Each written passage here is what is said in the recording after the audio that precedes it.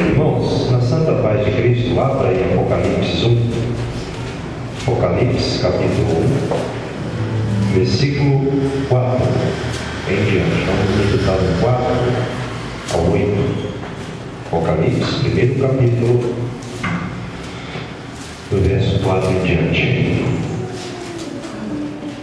Quem achar, se pudesse, colocar de pé, só para nós lermos aqui, depois você pode se assentar. Se você não puder ficar de pé, também não tem problema não, tá bom? Senhor, meu Deus e meu Pai, neste momento nós vamos ouvir agora, continuar ouvindo a Tua Palavra. Ó Deus, fala aos nossos corações, segundo essa palavra que o Senhor colocou no meu coração de Santa Ceia, para que nós, ó Pai, antes de cearmos, sejamos alimentados pela Tua Palavra, em nome de Jesus Cristo. Amém. E graças a Deus. Amém? Diz assim, Apocalipse, capítulo 1, verso 4 em diante.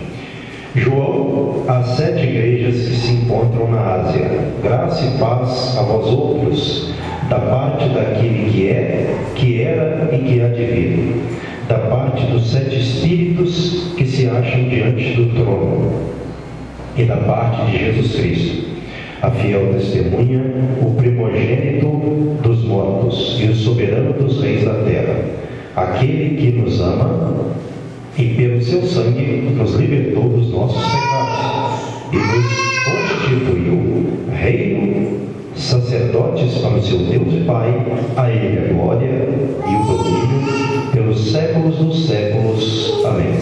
Eis que vem com as nuvens, e todo olho verá, até quantos o traspassaram, e todas as tribos da terra se lamentaram sobre ele. Certamente. Amém. Eu sou Alfa e Ômega, diz o Senhor Deus, aquele que é, que era e que há de vir, o Todo-Poderoso. Amém. Podemos assentar. Então, esse primeiro versículo aqui fala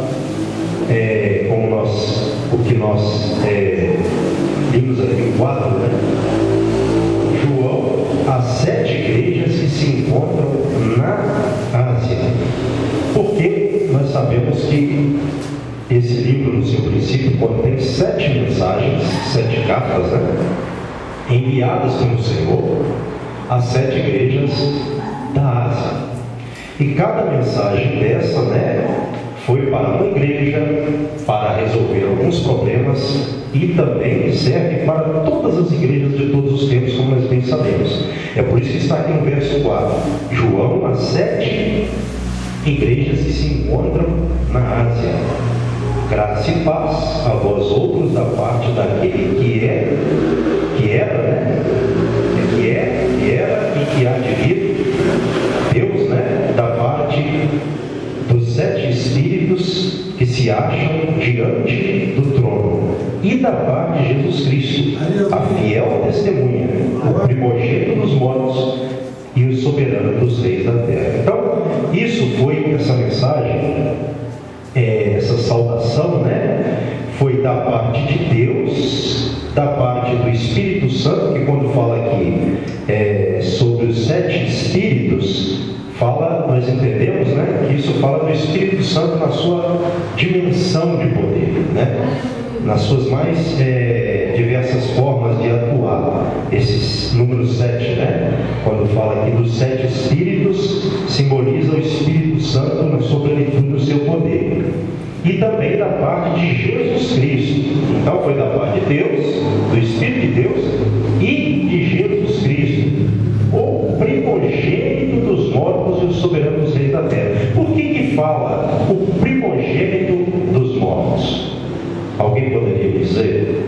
O que fala essa expressão, né? A Bíblia fala assim: o primogênito, como diz aqui no versículo de número 5, dos mortos.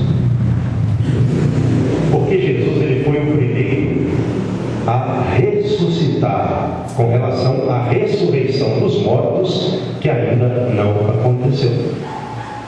E ele também foi o primeiro a ressuscitar para não mais morrer. Não é? Então, é uma expressão que a gente lê passa batido, né? Mas tem esse significado importante. Ele foi o primeiro da ressurreição dos mortos e para também ressuscitar e não morrer nunca mais. E essa parte final do verso 5: e o soberano dos reis da terra. É porque Jesus, ele tem todo o poder. Ele é o soberano dos reis da terra. Aí a pessoa pensa assim: poxa, mas como que Jesus é o soberano dos reis da terra e está acontecendo tanta coisa assim? Não é? É lógico que ele é o soberano dos reis da terra, né? Como fala aqui na parte final do verso 5, mas ele ainda não veio para exercer o seu poder absoluto. Mas mesmo assim, mesmo que ainda, né, ele não tenha vindo, ele tem o poder sobre todos os reis da terra. Certo? Então, um rei aqui na terra não vai fazer nada se Jesus não deixar. Essa é a questão. Eles têm poder de fazer maldade até certo ponto, né? Eles têm poder de governar de uma forma assim carnal, contrária à vontade de Deus até certo ponto, mas Jesus é quem tem todo o poder sobre todos eles. E um dia ele virá para exercer o seu poder absoluto sobre todos os da terra. Então esse é o nosso Cristo, né? Que nós podemos nele esperar. E aí, na continuidade, parte B do verso 5, aquele que nos ama. Então Jesus Cristo, ele nos ama. Ele nos amou tanto que ele deu a sua vida por nós. Morreu pelos nossos pecados.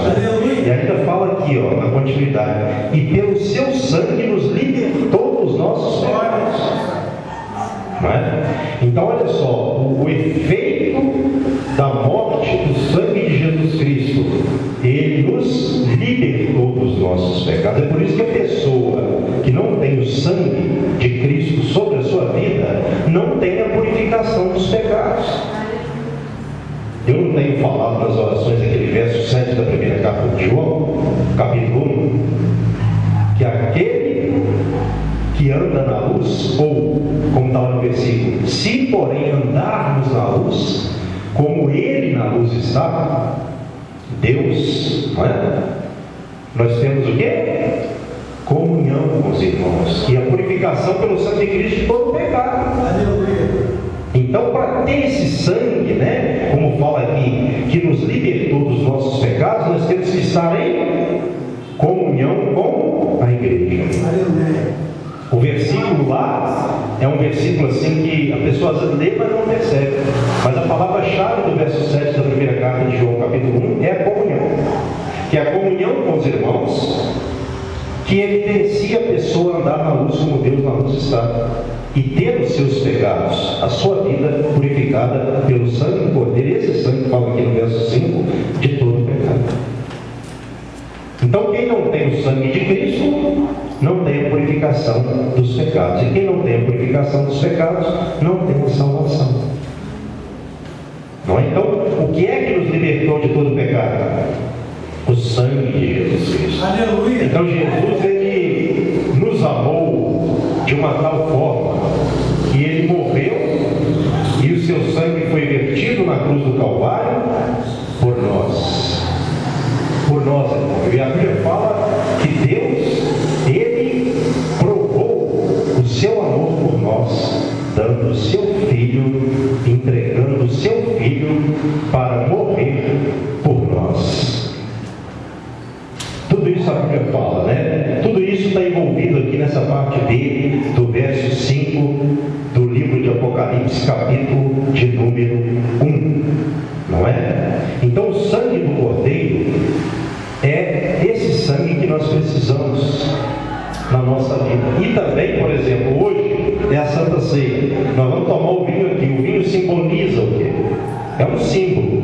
Mas quando nós oramos, consagramos tanto o vinho quanto o pão ao Senhor, isso passa a ser o que para nós?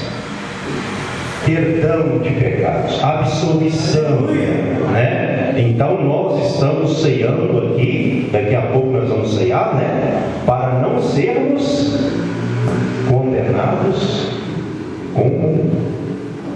Na verdade? Então esse sangue de Cristo, quem não tem ele, não tem nada.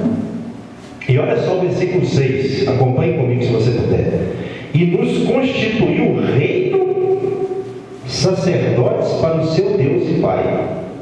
Então olha só, o Senhor nos constituiu o quê? Reino. Nós somos reino do Senhor. Nós fazemos parte do reino dele aqui na terra. Então o reino dele, ele está tanto dentro quanto, foi falado isso aqui durante a semana, entre nós. Ele nos constituiu, olha só, reino, sacerdotes para Deus, o seu Deus e Pai. E lá na primeira carta de Pedro, capítulo 2, verso 9, fala que nós somos o que de Deus? Nós somos sacerdócio real, santo de Deus. Então, meus irmãos, cada cristão, ele recebe esse título de ser um sacerdote para oferecer sacrifício espiritual a Deus. Olha só que coisa interessante. Todo cristão verdadeiro hoje, ele pode oferecer sacrifício a Deus. Antigamente era só o sacerdote, o sumo sacerdote, eles que faziam, que eram autorizados a fazer o sacrifício ao Senhor. Hoje, depois que Cristo veio, todo cristão torna-se um sacerdote para oferecer, melhor dizendo, sacrifício a Deus. Amém, Jesus. Não é? Olha que posição que nós temos e por isso que nós devemos exercer. Ele nos escolheu para que nós fizéssemos o quê? Anunciássemos as virtudes do Senhor, né? As grandezas de Deus. Então todo cristão tem com os seus lábios pronunciar as virtudes de Deus. Nós fomos constituídos por Ele, sacerdotes, né? Sacerdócio santo de Deus, real, para que nós proferíssemos a palavra de Deus, também anunciando as virtudes do Senhor. Tudo isso está na Bíblia. E nós precisamos de ter isso para a nossa mente. Porque senão o cristão, em vez de ele exercer a posição sacerdotal, ele não vai exercer. É por isso que o cristão tem que vigiar, ele tem que procurar ocupar sua posição. Olha só qual era a posição do sacerdote lá atrás, que oferecia sacrifício a Deus. Olha como ele tinha que ter, embora muitos se corromperam e tiveram, mas olha como ele tinha que ter uma vida consagrada a Deus.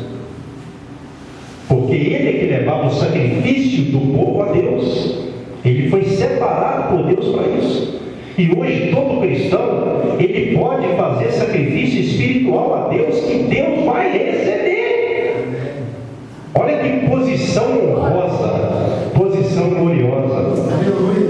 É por isso que quando a gente ouve falar que um cristão, ele está andando de qualquer maneira, está vacilando, a gente fica, né, triste, porque a posição dele não é essa. O cristão, ele foi, segundo a Bíblia, lavado e remido no sangue do Cordeiro. Então ele não pode ficar envolvendo com qualquer coisa, falando com qualquer pessoa, de qualquer maneira, andando em qualquer lugar. A boca dele tem que ser santa. É lógico que às vezes nós erramos, pastor, nós erramos. Às vezes nós falamos o que não deve, falamos. Se a pessoa falar que não fala, está mentindo. A gente às vezes pensa o que não deve, fala o que não deve, faz o que não deve, mas nós devemos fazer diferente. Por quê? Porque o Senhor nos purificou de todo o pecado. Isso para quê? Para que nós não pequemos mais, sim, mas para que caso pequemos, peçamos perdão a Deus, porque nós não podemos ficar pecando como se o pecado fosse uma coisa normal, fosse uma coisa, né, que não nos atrapalhasse. E nos versos 6 ainda, constituiu reino, sacerdotes para o seu Deus e Pai. Então nós somos sacerdotes para quem? para Deus. Pai de Jesus, nosso irmão, e Pai nosso também. A Ele a glória e o domínio pelos séculos dos séculos. Amém. Então, meus irmãos, hoje é dia de nós cearmos, é dia de nós fazermos uma reflexão. O que nós fizemos durante esse mês, né? Da última Santa Ceia para cá. Isso nós temos que fazer todo mês. É lógico que às vezes eu falo isso. Não precisa chegar a Santa Ceia para a pessoa pedir o perdão. Eu acho que não. Ela tem que esperar a Santa Ceia, ali, aquela celebração, para me fazer a reflexão, pedir perdão e ser perdoado. Lógico que não. A gente é orientado a pedir perdão quando no momento do pecado a gente às vezes acaba não vigiando e cometendo. A gente tem que pedir perdão a Deus naquele momento. Agora, a Santa Ceia é a reflexão. É tão importante porque a Bíblia fala lá em, parece que Hebreus 9:22, sem derramamento de sangue não há remissão, não há perdão de pecados. Por isso que Jesus, Ele derramou o sangue dele por nós. Ele tinha que cumprir a lei. Então o sangue de Cristo ali não foi derramado apenas porque Ele quis, não. Ele tinha que cumprir para que nós fôssemos alcançados pelo perdão dos pecados. Ele tinha que derramar o seu sangue para que houvesse perdão de pecados para nós. Então hoje é dia importante, é dia de nós refletirmos na morte do Cordeiro, lá na cruz. Às vezes a gente começa a orar, fecha os olhos e vem à nossa mente ali Jesus, às vezes uma imagem, uma lembrança, mesmo que nós não vimos, mas pela fé nós podemos pensar, conhecemos a Bíblia, Jesus Cristo ali sofrendo, Ele ali naquele momento de angústia da cruz, Ele morrendo. A gente começa a lembrar, por exemplo, de um trecho como aquele em que aqueles dois ladrões, salteadores que morreram com Ele, um de cada lado, né? E tinha um ali falando para Ele se Ele era mesmo Cristo, o Filho de Deus, para que Ele salvasse a Ele mesmo. E os dois ali, ele estava insultando até Jesus, né? Ele estava não reconhecendo Jesus. Aí o outro vira e fala para ele que eles estavam ali debaixo do mesmo julgamento, mesmo estando debaixo da mesma condenação, não estava reconhecendo. E disse assim: nós estamos aqui porque nós merecemos pelos nossos atos, mas ele nada fez. Quer dizer, um estava ali blasfemando e o outro estava reconhecendo, repreendendo o outro. Aleluia. Aí até ali naquele momento, um deles, aquele que estava repreendendo o outro, disse assim para ele depois: Jesus, lembra-te de mim quando entrares no teu reino. Aí Jesus viu que ele se arrependeu de todo o coração, morrendo ali com ele, disse Jesus para ele: em verdade te digo, hoje estarás comigo no paraíso. Até na cruz ali, ele salvou aquele homem. O sangue de Cristo purificou aquele homem dos pecados. É lógico que não havia tempo para aquele homem descer da cruz, não havia tempo para aquele homem ali batizar, não havia tempo para nada disso. Tem pessoas que falam assim: ah, pastor, e o ladrão da cruz que não batizou foi salvo? Que pensamento fraco, né? Ia dar tempo para aquele homem descer da cruz e batizar? Claro que não. Se tiver uma pessoa no hospital morrendo, não vai dar tempo dela sair de lá e batizar? Está morrendo.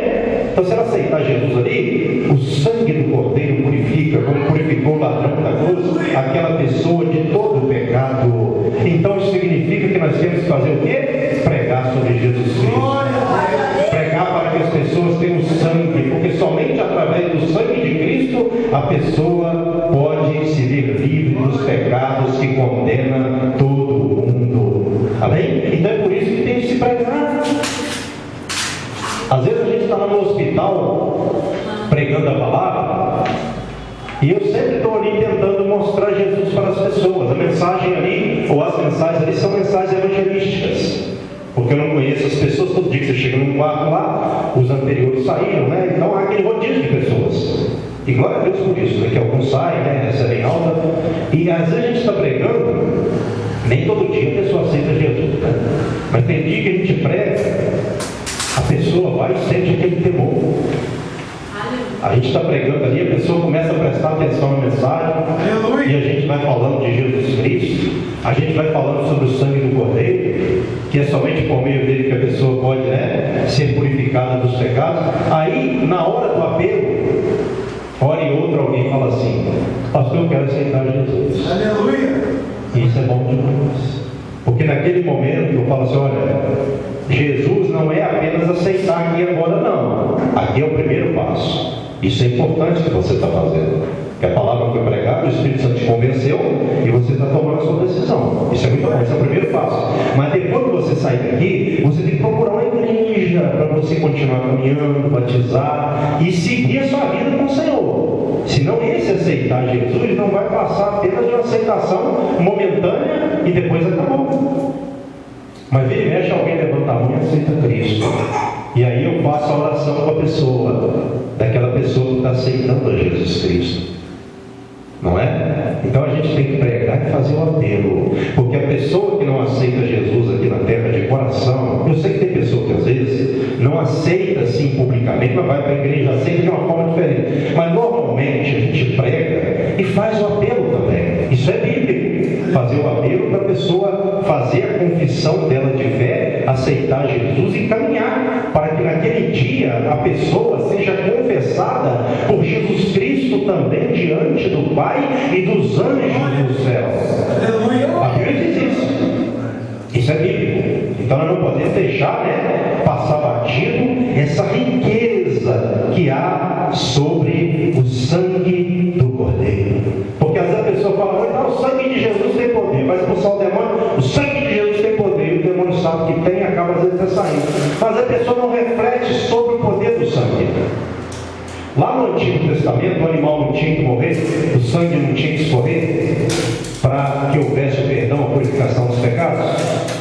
Então Jesus Cristo, como ele tinha que cumprir a lei, como todos aqueles sacrifícios acabariam nele, ele também não escaparia de ter que derramar o seu sangue ali como ele derramou.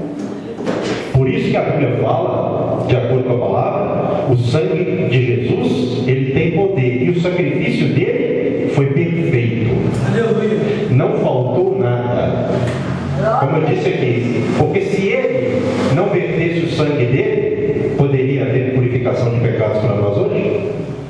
Nós poderíamos basear nossa fé apenas no sangue do Cordeiro?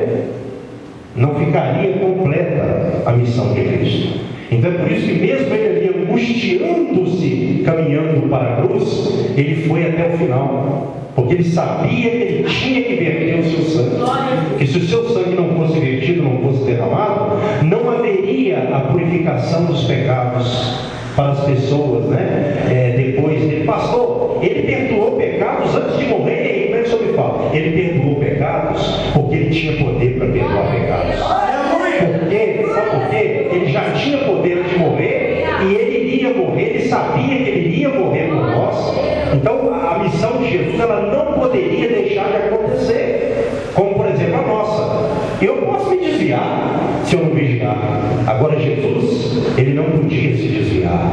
Jesus não podia errar, embora ele foi tentado, embora o diabo tentou tirar ele da sua missão. Jesus não poderia deixar de morrer por mim e por você.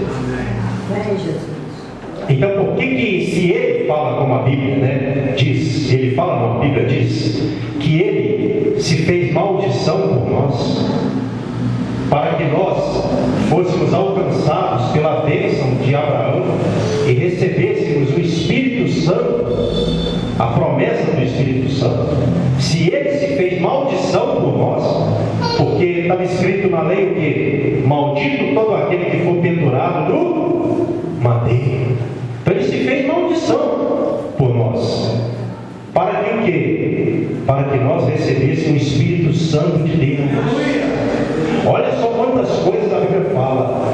Jesus, ele foi julgado, condenado, crucificado como um maldito.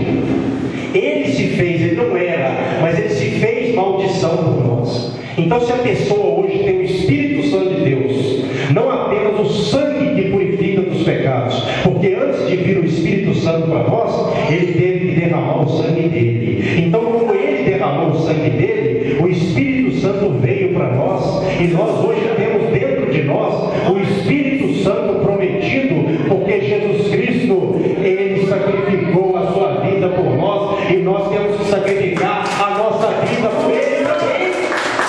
Nós temos que morrer para os pecados. Jesus Cristo por nós se entregou, nós temos que sacrificar também. Tem pessoa que qualquer sacrifício que vai fazer para Deus acha ruim. Às vezes eu falo isso na Santa Ceia. Ele fez o pior de todos, o mais violento, sofrendo por nós. E ele reclamou? Está escrito na Bíblia que ele reclamou? Ah, pastor, ele orou lá para o Pai afastar dele, se possível fosse o cálice. Mas isso não é reclamar, isso é angústia.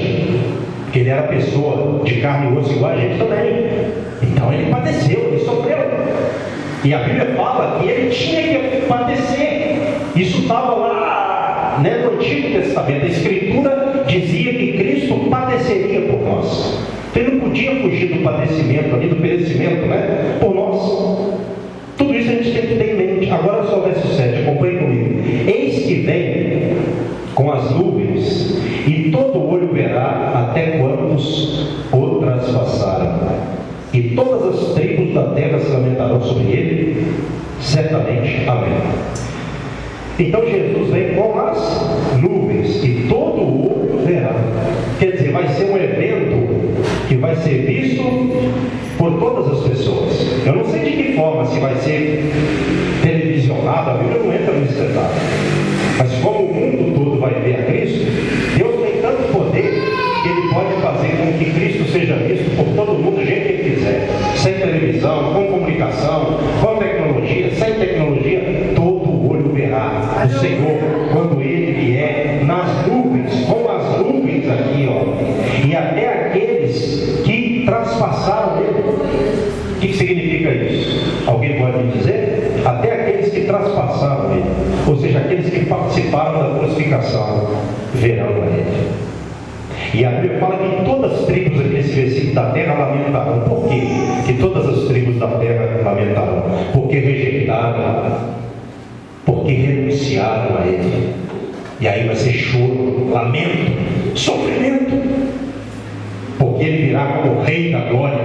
E aí eles verão que o Rei da Glória que eles rejeitaram, Ele realmente é o Rei e Senhor dos Senhores. Glória a Deus. Mas ali não vai ter tempo mais, não vai ter como mais, vai ser um lamento de tristeza, mas um lamento sem volta. Não vai ser um arrependimento que vai dar tempo para se salvar, não. Ao meu ver, não. Porque aqui ele já vai estar vindo para concluir a missão de todas as missões. E nós, meus irmãos, eu não sei se nós vamos ver isso, se nós, né, não vamos ver, se nós estaremos mortos, ver isso em vida, né? Porque você está falando que todos verão, né? Então vai ser um evento que aqueles que ressuscitarem verão, aqueles que estiverem vivos verão, todo olho verá, todo joelho se dobrará, e toda língua confessará que Jesus Cristo é o Senhor, para a glória de Deus Pai. Aleluia! Glória a Deus, louvado e bendito seja o nome do Senhor. Aleluia!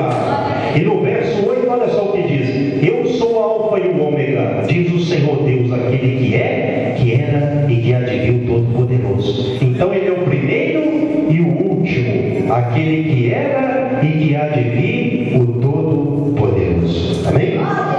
Então o nosso Senhor, ele é o quê? O primeiro e o último. Ou seja, ele é o dono de tudo, né? Da totalidade do tempo, da existência. Ele é que determina o tempo. E tem uma coisa também que eu vou explorar rapidinho aqui, dá tempo? Olha só o que diz aqui no versículo, acompanhe comigo, no mesmo capítulo. Olha só o verso 18. Vamos ler o 17 também. Quando vi João falando na visão, caí a seus pés como morto. Porém, ele pôs sobre mim a mão direita, dizendo: não temas, eu sou o primeiro e o último. Verso 18. E aquele que vive, estive morto, mas eis que estou vivo pelos séculos dos séculos, chaves da morte e do inferno. Então quer dizer, ele foi aquele que foi morto e ressurgiu, ressuscitou, e agora ele vive pelos séculos dos séculos. E ele tem as chaves da morte e do inferno. O que significa isso? Olha que versículo interessante.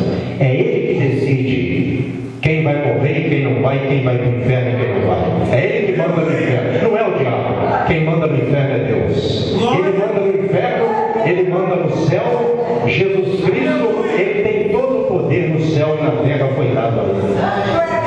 Aí a pessoa fala assim: olha, pastor, se ele tem todo o poder, assim, em relação à morte e ao inferno, por que ele não impede as pessoas de irem para o inferno? Não, aí é outra questão. Porque ele deu para o homem o direito de decisão. Então o diabo trabalha na vida do homem e age na vida do homem, conduzindo o homem para o inferno. Mas isso é com permissão de Deus. Isso aí Deus criou para ele acontecer. Mas quem manda no inferno é Deus. E até mesmo a Bíblia fala o quê? Não tem mais o homem que mata o corpo e não tem o que fazer com a alma. Temei aquele que mata o corpo e lança a alma no inferno, o Deus Todo-Poderoso. Aleluia! Então ele é que manda lá. Jesus é que manda no inferno, não é o diabo. Ele está lá emprestado. Porque a Bíblia fala que até o inferno vai ser lançado no lago de fogo um dia. Está chegando a hora. Vai queimar tudo lá no grande lago de fogo e enxofre. Então quem manda no inferno é aquele que venceu a morte. Aquele que morreu, ressurgiu e está lá à direita do Deus Todo-Poderoso. É ele que manda. Não é o diabo nem nada. Ele manda, ele é que decide, ele é que determina. Pastor, mas o fulano foi tentado pelo diabo e o diabo levou ele à morte. Sim, mas quem determinou foi Deus. Outro dia nós estávamos falando aqui sobre Jó, acho que foi no domingo passado, né? Quem é que deu permissão para o diabo atuar na vida de Jó? Foi quem? Foi o Senhor. Foi lá pedir para o Senhor. Porque não é ele que manda. Ele tem poder, mas comparado ao poder de Deus, o poder dele é um poder insignificante, comparado ao de Deus. Essa é a questão. Então, que versículo poderoso. Quem tem poder sobre a morte e o inferno é Jesus Cristo de Nazaré, o verdadeiro Deus e a vida eterna. Não é? Então, meus irmãos, nós observamos aqui também, para encerrar, olha só uma coisa interessante.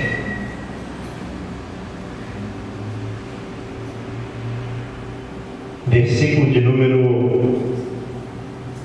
João estava na ilha de Patmos, né, exilado lá, e lá Deus deu a visão do Apocalipse para ele, as cartas enviadas às igrejas, e olha só agora a partir do versículo de número 14, acompanhe comigo. Não, 13.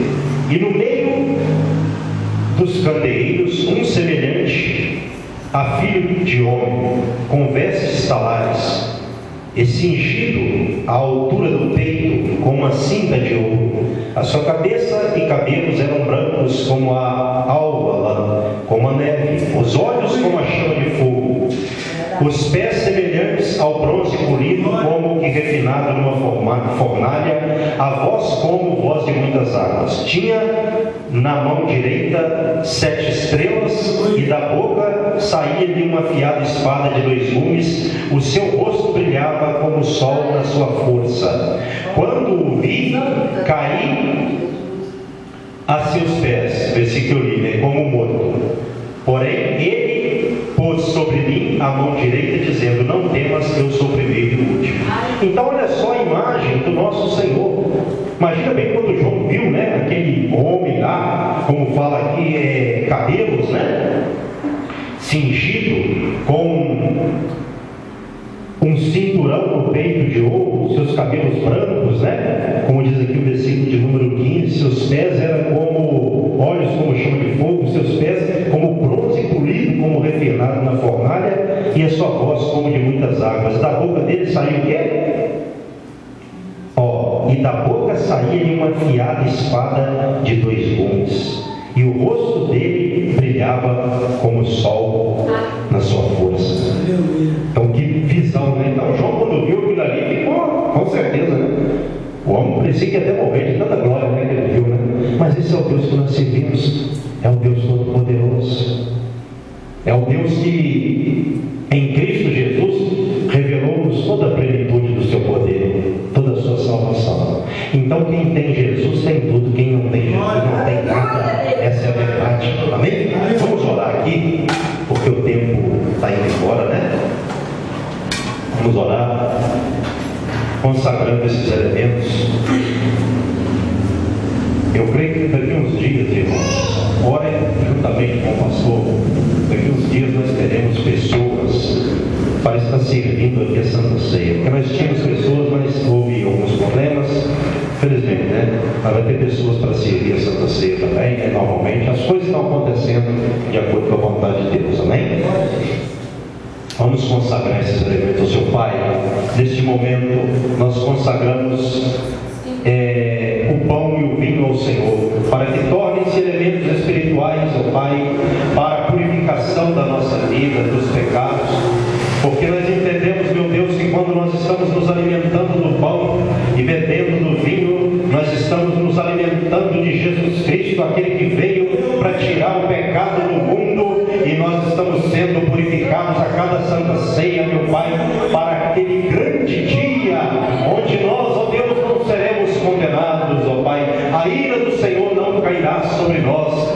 Nós estaremos juntos do Senhor para todo sempre. Assim nós oramos, ó Pai, consagrando esses elementos ao Senhor, em nome de Jesus Cristo, para que passem a ser elementos de vida eterna, em nome de Jesus. Amém. Graças a Deus. Amém. Você que é batizado, eu acho que todos aqui parece que são, né? Então não tem problema, não precisa de eu falar aqui, né? É sobre o não batizado, porque todos vocês são, e é só cada um pegar o seu pão, não é? O seu cálice, já pode começar a orar.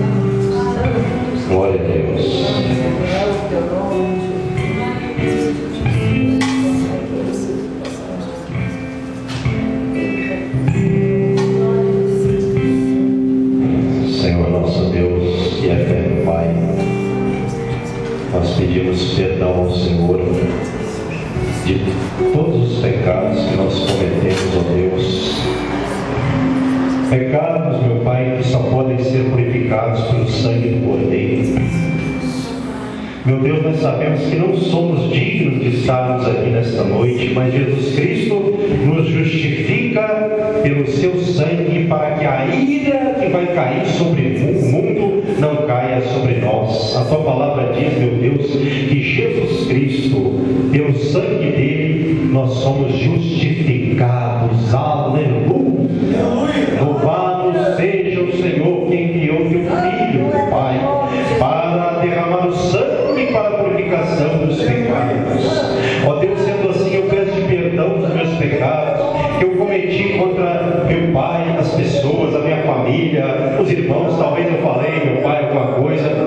Senhor, nós às vezes falamos coisas que não devemos, às vezes erramos. É por isso que tem também a Santa Ceia, meu Pai, para que o inimigo não tenha nada de que está nos acusando diante do Senhor, para que o inimigo não tenha poder sobre a nossa vida, meu Pai. Nós somos purificados pelo sangue do Cordeiro, que é simbolizado também pelo vinho da Santa Ceia.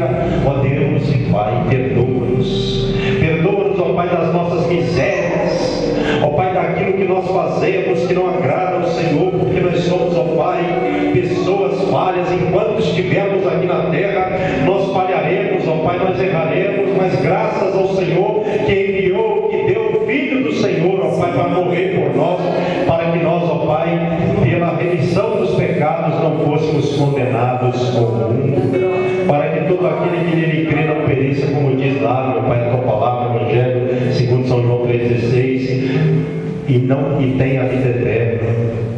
Ó Deus e Pai, perdoa-nos, ó Pai, dos pecados. Senhor, meu Deus, nós cremos na purificação, nós cremos na comunhão dos irmãos, ó Pai, que também faz com que nós andemos na luz, como o Senhor está na luz, e sejamos purificados do pecado. Por isso nós estamos aqui renovando a nossa aliança com o Senhor e com cada irmão da amada igreja. Ó Deus e Pai, é dia de renovação, é dia de perdão, é dia, meu Pai, em que nós estamos alegres por isso, meu Deus, porque o mundo não tem isso porque não quer, mas aqueles que querem, o Senhor concede, meu Pai, por meio da Santa Ceia, que é essa celebração, meu Pai, que existe na igreja, por meio da qual nós somos perdoados e purificados de todo o pecado, em nome de Jesus Cristo. Assim sendo, perdoa-nos, ó Deus. Perdoa-nos para que nada fique entre nós e o Senhor, ó Pai. E como eu disse, o inimigo não tenha vantagem sobre nós por aquilo que nós não pedimos perdão, ó Deus e Pai. Eu creio que nesta noite nenhum pecado vai ficar, meu Pai, sem ser perdoado.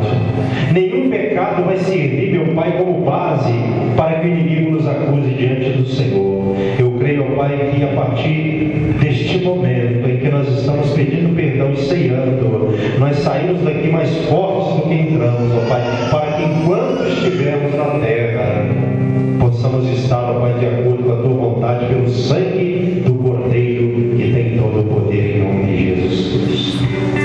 Louvado seja o Senhor, meu Pai. Aleluia.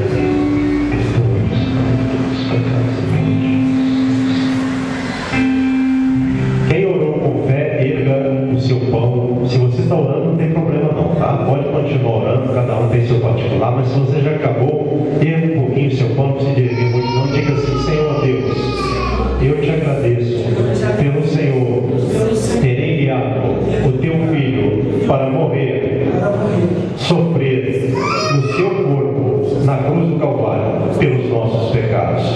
Quem orou com fé, coma do pão que simboliza o corpo de Cristo, em nome de Jesus.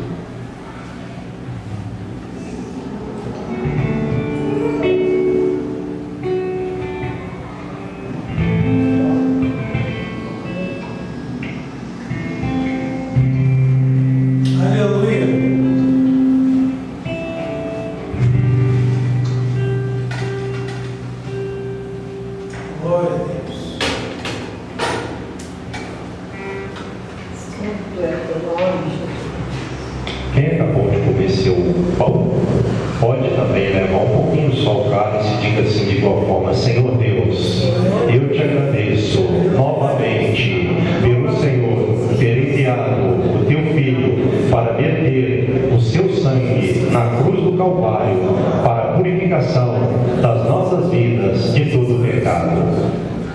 Senhor Deus, por meio deste cálice de vinho que simboliza o sangue de Cristo, eu renovo a minha aliança com o Senhor e cada irmão da amada igreja, em nome de Jesus. Eu oro com fé viva do cálice.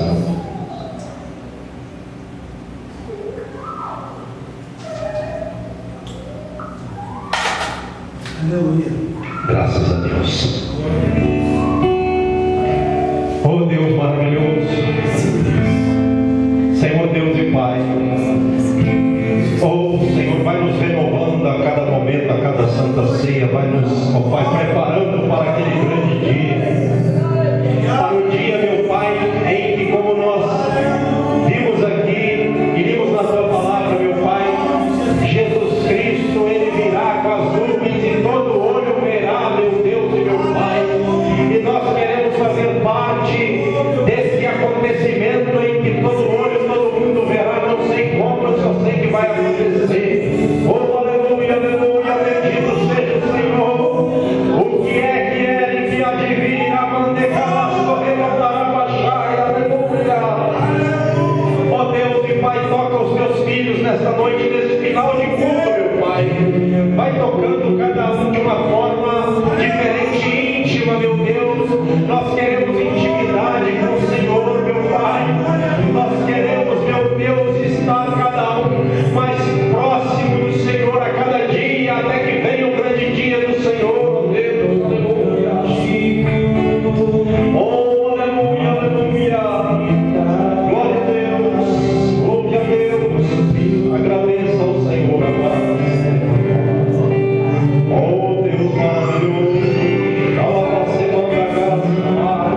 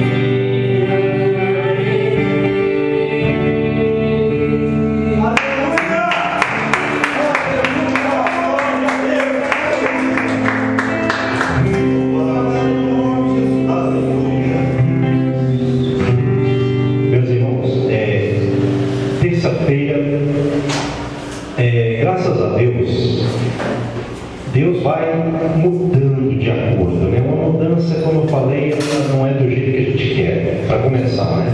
Às vezes a gente imagina uma coisa, Deus começa a fazer do jeito, depois ele faz assim, mas vai chegar lá na frente, né? Nós sabemos que Deus sabe o que está fazendo. A gente às vezes não sabe, mas quando a gente confia em Deus, Ele nos dá a direção certa. Então, você que puder ir aos cultos, terça e quinta, venha, porque nós precisamos estar mais juntos possíveis, amém? Para que nós continuemos assim orando e Deus trabalhando em nosso meio. É como a gente tem um hábito de dizer, o inimigo ele quer o quê? Destruir. E Jesus o quê? Construir, edificar. Amém? Então vamos ficar com o propósito de Jesus sempre, para que Ele continue nos abençoando. Faça assim com suas mãos e vamos receber. Pai, a todos eu abençoo no final deste culto de Santa Ceia, com teu amor, com a graça do Filho e com a suave doce consolação do Divino Espírito Santo. Dê a todos um final de domingo de consolação, para que adentremos, ó Pai, amanhã consolados pelo teu Espírito Santo, iniciemos a semana consolados em nome de Jesus Cristo. Amém. E que as palmas louvem a Deus. Aleluia. Glória a Deus. Não vai embora sem dar paz do Senhor para o irmão, tá? Está do seu lado para nós terminarmos o culto.